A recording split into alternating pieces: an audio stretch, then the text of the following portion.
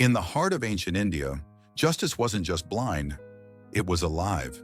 It weighed more than 9 tons, had a terrifying intelligence, and was trained to kill on command. This wasn't some mythical beast from a storybook. It was a very real, very deadly tool of a ruler's power. For centuries across South and Southeast Asia, the ultimate penalty wasn't the sword, the noose, or the pyre. It was death by elephant. This was more than just a way to execute someone. It was a horrifying public show designed to send a message that was impossible to ignore. The king's word was absolute, and he had the power to command the largest creatures on earth to prove it. So, why elephants? To get why this became so common, you have to understand the elephant's place in Indian culture. Long before they were instruments of death, elephants were symbols of majesty, power, and even divinity. They were key parts of royal parades, religious ceremonies, and especially warfare, where they could smash through enemy lines like living siege engines. A king's power was often measured by how many elephants he owned. So using these revered animals to execute criminals was a huge psychological power move. It showed that the ruler's authority was so total, he could turn a symbol of life and prosperity into his personal agent of death. And this wasn't just some rogue practice, it was actually written into the law. An ancient Indian legal text, the Manusmriti, from around 200 CE, mentions death by elephant as a punishment for certain crimes, like theft. This form of punishment was used by both Hindu and Muslim rulers for centuries. From the sultans of Delhi all the way to the Mughal emperors, the elephant remained a trusted and feared executioner. And the crimes that could land you under an elephant's foot? That could be anything from tax evasion and rebellion to just being a captured enemy soldier, or, in some cases, simply annoying the king. An elephant isn't born a killer of humans. These are smart, social animals. So how do you turn one into a state-sanctioned executioner? It took a deep understanding of animal psychology and a brutal, relentless training schedule led by a skilled handler, the mahout. The bond between a mahout and his elephant often lasted a lifetime, which makes the whole idea of training it to kill even more chilling. The training was incredibly specific. Elephants were taught to follow precise commands, guided by a sharp metal goad called an ankus. They could be trained for different kinds of executions, which showed off their terrifying range. Some were taught to deliver a quick, almost merciful death, learning to place a huge foot right on the person's head for an instant, crushing blow. But others were taught to make it last. These elephants learned to draw out the agony, deliberately breaking the victim's arms and legs one by one before the final, fatal crush. The mahout was in complete control, able to make the elephant torture or kill swiftly, all based on the ruler's command from a safe distance. And that control was the point. It showed the crowd this wasn't just a rampaging beast, but a disciplined extension of the king's own judgment. We know about these horrifying methods thanks to European travelers who saw them firsthand, and luckily for history, wrote it all down. Their accounts paint a picture of calculated, theatrical brutality. The most common method was crushing. The condemned person would be forced onto the ground, sometimes with their head on a stone block, to make sure the impact was clean and devastating. The French traveler Louis Rousselet even sketched a scene he witnessed in 1868, showing an elephant slowly pressing its foot onto a man's head until it was completely crushed. In other cases, the person might be thrown in a pit and buried up to their neck, leaving just their head exposed for the elephant to step on. But it could get way more creative and cruel. The 14th century traveler Ibn Battuta gave a detailed eyewitness account from his time in the Delhi Sultanate. He described elephants with sharp iron blades fitted to their feet.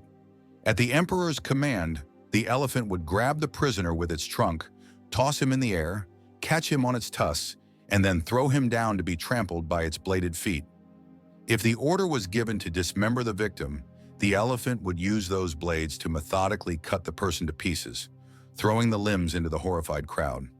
In some places, the tusks themselves were the main weapon.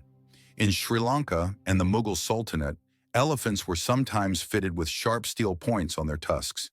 The English sailor Robert Knox, who was a captive in Sri Lanka in the 17th century, described how an elephant would impale the victim with its tusks. then tear it in pieces and throw it limb from limb. This wasn't just an execution, it was the complete and public annihilation of a person. It's hard to wrap your head around this level of organized cruelty, but it was a very real part of justice for a long time. If you're finding this dive into history's dark side as fascinating as I do, make sure you subscribe and hit the notification bell so you don't miss our next story. So why go to all this trouble? Why train a massive animal to kill when a sword is so much simpler? The answer is all about the psychology of power. A public execution by elephant was the ultimate piece of propaganda. It was a spectacle of terror and awe, designed to make the ruler seem almost godlike. For one, it showed the king's power over the natural world. By making the largest land animal his personal executioner, a king was sending a message that his power was absolute, extending even to nature itself. He wasn't just a ruler of men, he was a master of beasts. This added to his mystique and his perceived divine right to rule. It was also one hell of a deterrent. The sheer horror of the event, seen by thousands, was meant to create a deep and lasting fear of breaking the law.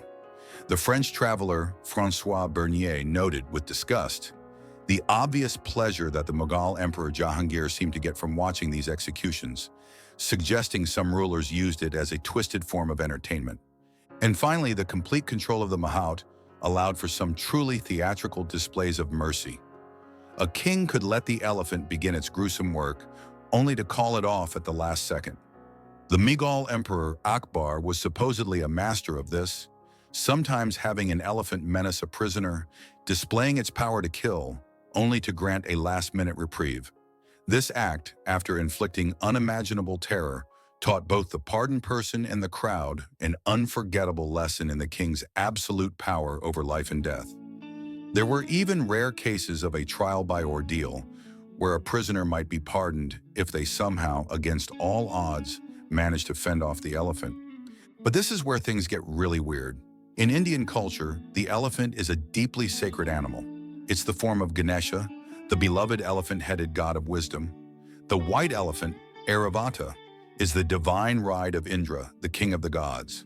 Elephants represent strength, royalty, wisdom, and good fortune. They're revered in Hinduism, Buddhism, and Jainism. So how could an animal so connected to the divine also be a brutal instrument of death? Well, that contradiction is exactly the point. By using a sacred animal for the profane act of execution, a ruler was showing that his authority went beyond even religious and cultural rules. He controlled both the sacred and the profane, the divine and the deadly. The elephant in the execution arena was a living symbol that the king's power was total. It was a creature that embodied life and wisdom, but was bent to the task of death by the ruler's will alone. The message was clear: nothing was beyond the king's reach. For centuries, the sight of the execution elephant was a terrifying reality in parts of India, with some of these animals reportedly even given their own names. But this brutal tradition couldn't last forever. As European colonial powers, especially the British Empire, spread their influence across the Indian subcontinent in the 18th and 19th centuries, they began to shut down local practices they saw as barbaric. The British brought their own legal systems and punishments, and execution by elephant was slowly phased out. The writer Eleanor Maddock noted in 1914 that in Kashmir, with the arrival of Europeans, many of the old customs are disappearing, and one of these is the dreadful custom of the execution of criminals by an elephant trained for the purpose. The age of the elephant as a public executioner finally came to an end, closing one of the most uniquely brutal chapters in the history of capital punishment. Execution by elephant was a terrifying mix of raw power, political theater, and cultural symbolism. This wasn't just about ending a life. It was about terrorizing an entire population and turning a ruler into a god. It twisted a revered animal into a weapon, blurring the lines between justice and spectacle, and between human and beast. It's a stark reminder that the quest for absolute power has often inspired the most gruesome kinds of creativity. What do you think? Was this the most brutal form of ancient punishment? Let us know in the comments below, and don't forget to like and subscribe for more journeys into the darkest corners of history.